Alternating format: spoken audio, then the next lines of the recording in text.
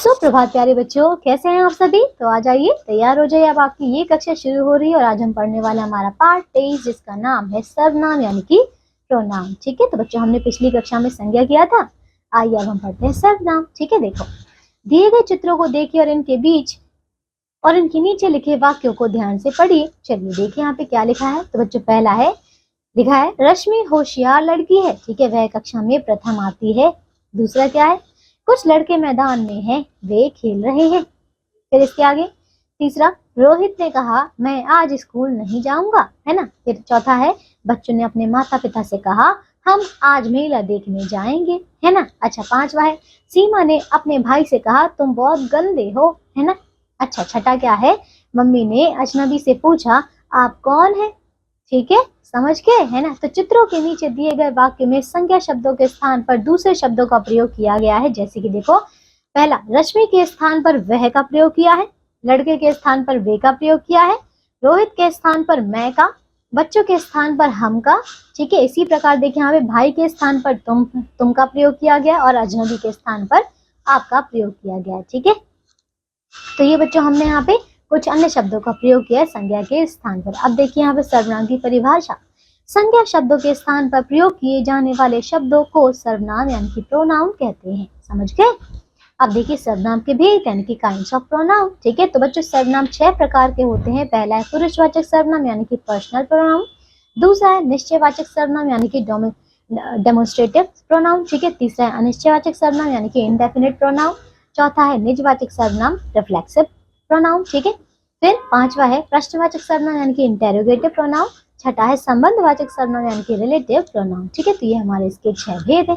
अब एक एक करके इन्हें पढ़ना है। तो बच्चों पहला है पुरुषवाचक सर्वनाम यानी कि पर्सनल प्रोनाउन। ठीक है, देखो जिन सर्वनाम शब्दों का प्रयोग सुनने वाले, बोलने वाले या किसी अन्य के लिए किया जाता है उन्हें पुरुषवाचक सर्वनाम कहते हैं। जैसे कि मैं, तुम, वह। ठीक है, अच्छा आगे। तो बच्चों पुरुषवाचक सर्वनाम भी 3 प्रकार के होते हैं। बच्चों देखिए कौन कौन सा। पहला क्या लिखा है, क उत्तम पुरुष यानी कि फर्स्ट पर्सन। ठीक है, देखो तो बोलने वाले या लिखने वाले स्वयं के लिए जिन सर्वनाम शब्दों का प्रयोग किया जाता है उन्हें हम उत्तम पुरुष कहते हैं। जैसे कि मैं, मुझे आदि। ठीक है, ये हमारे उत्तम पुरुष है। अच्छा दूसरा देखिए यहाँ पे खा मध्यम पुरुष यानी कि सेकंड पर्सन।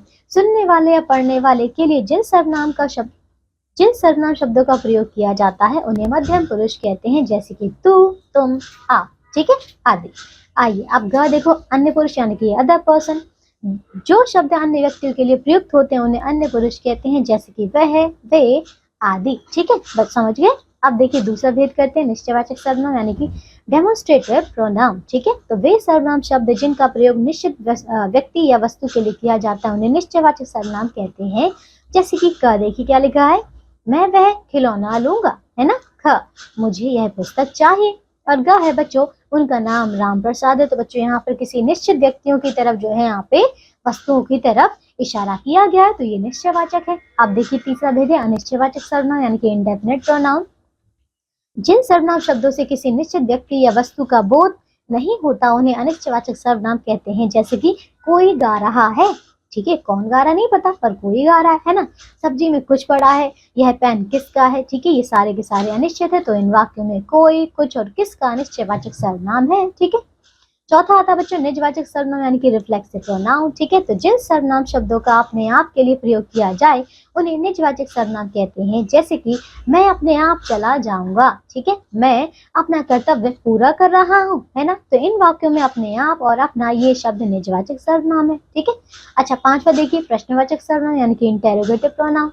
जिन सर्वनाम शब्दों से किसी व्यक्ति या वस्तु के विषय में प्रश्न पूछा जाता है उन्हें प्रश्नवाचक सर्वनाम कहते हैं। जैसे कि तुम्हारा क्या नाम है, दरवाजा किसने बंद किया। ठीक है बच्चों, इनमें प्रश्न किया जा रहा है ना।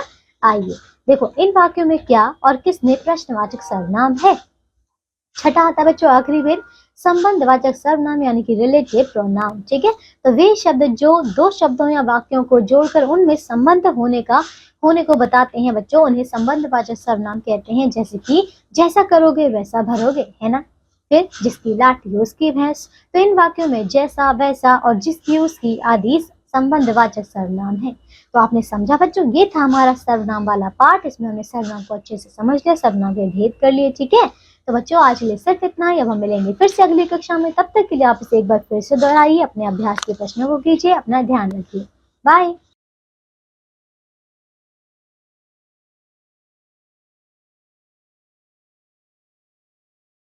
सुप्रभात प्यारे बच्चों, कैसे हैं